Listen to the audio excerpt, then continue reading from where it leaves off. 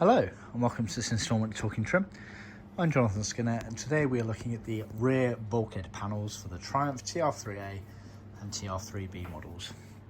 Now, during the era of production of these cars, they effectively used three different actual backing board panels and two different styles in terms of how the material looked when in place. So I'm trying to give you an example of all of those elements there. Just to clarify before we go any further, the bulkhead panel is this panel at the back of the car that you can't actually see in this photo. Unfortunately, the book doesn't have any photos showing the 3A bulkhead particularly well, but yeah, it's the ones behind the seat, kind of up on the rear shelf area. Before I go any further, it's worth checking out the description below. Lots of useful information about this video that I might have overlooked, as well as links to other videos that you may find useful related to this area in this car, as well as links to where to buy it on our website. And there's also going to be some links there to our colour and materials library, which is a great resource for those starting out their restoration journey, as well as our blog handbook area on our website, which has lots of great information about not just the cars, but also how we do things. We're very proud of the way we do things. We do them very differently, and that's what's given us the global reputation that we have for world-class award-winning kits, rivaled by very few, if at all any.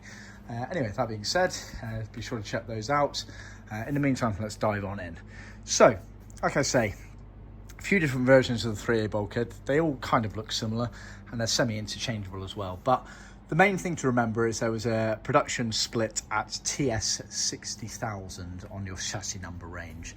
So we refer to it as the early range and the late range. The late range was also shared with the TR3B, and that split was at TS 60,000 or thereabouts. Obviously bear in mind of production inconsistencies, so chassis numbers, although a very good guide, are not always the best way of completely defining. It's all related to the rear shelf area, which on the earlier cars was sloped towards the floor of the car, whereas on the late ones it was a flat surface at the back there.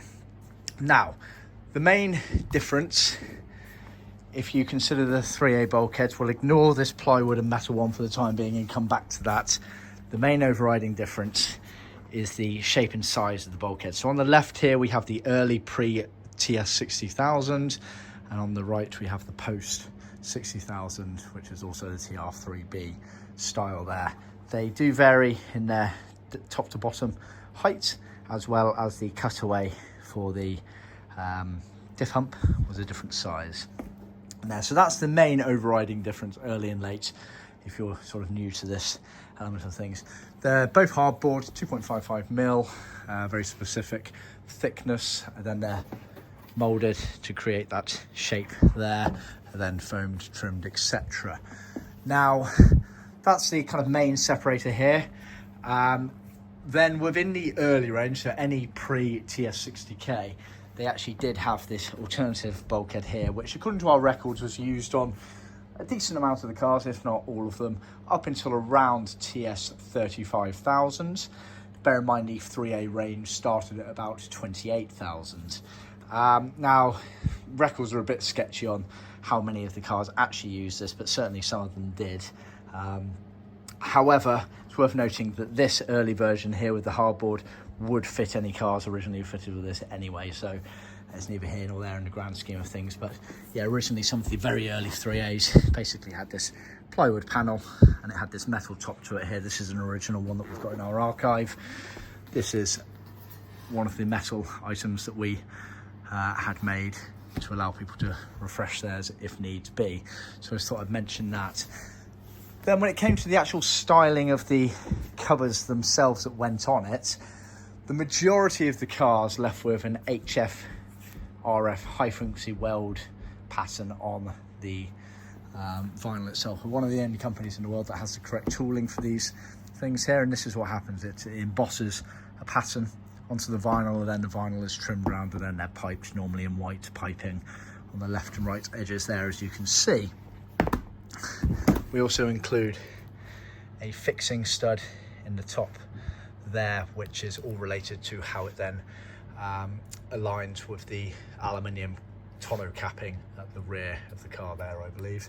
And then, yeah, I think there's a fixing that goes in there that then tucks underneath the rear tonneau capping in the car and helps attach it to the car there. You can see the holes there for the elements there. They had it as well on these here, as you can see.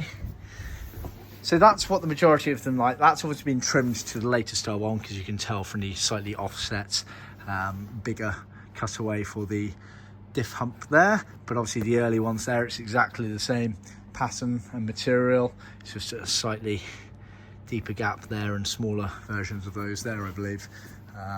Sorry, actually no, it's a less of a gap, I believe. Anyway, so it's that version there. That's the HF welded version. The earlier cars, i.e. the ones that had this plywood and metal element here, they normally left with, or at least a decent amount of them left with, a sewn version of that. You can see hasn't got the HF weld. It's roughly the same sort of shape and style. This one we've obviously trimmed to an early style one here. So generally speaking, if you had a plywood and metal top one there, you probably had a sewn version of the cover on there. However, you can fit a sewn version onto the normal molded hardboard ones, so just bear that in mind. So yeah, like I say, this has been sewn. It's got the same piping going down the left and right sides here, but then has piping going across here, which the other one doesn't, because it's a two-line weld pattern going across. And then it's pleated, much like the front seats. It gets pleated in, out, in, out. Obviously, as with all of our pleated seats, they are genuine tuck and roll pleats. They are not just seams. They go in and out like that. That's the sewn version there. This has actually been done in leather. The customer is going for a full leather trim kit, so not original apart from possible special orders, but yeah, full leather. So that's what we've done there, is the sewn version there. And like I say, he has asked us to trim it to one of the molded boards here, so we have done, as you can see. So you got the fixing there that I mentioned earlier. So that's that element there. It's a bit dirty now with the flooring on there. But yeah, the obviously the majority of them seem to have left with this HFRF weld pattern on vinyl there. We can also offer the weld pattern on leather as well. So basically both of these versions, leather, vinyl, sewn versus HFRF welded, available in all materials. So yeah, I think I've covered my base there. I've tried to make it as clear and obvious as possible, but unfortunately the classic car world, and certainly the restoration of interiors, is never particularly clear and obvious. So I've done my best. I hope it was easy enough to follow. If it's not, please do ask any questions in the comments areas below. I'll be sure to feed back on it. But yeah, overall, thank you for tuning in. Please remember to like, subscribe and share with other classic car enthusiasts, and be sure to check out our next video. Cheers.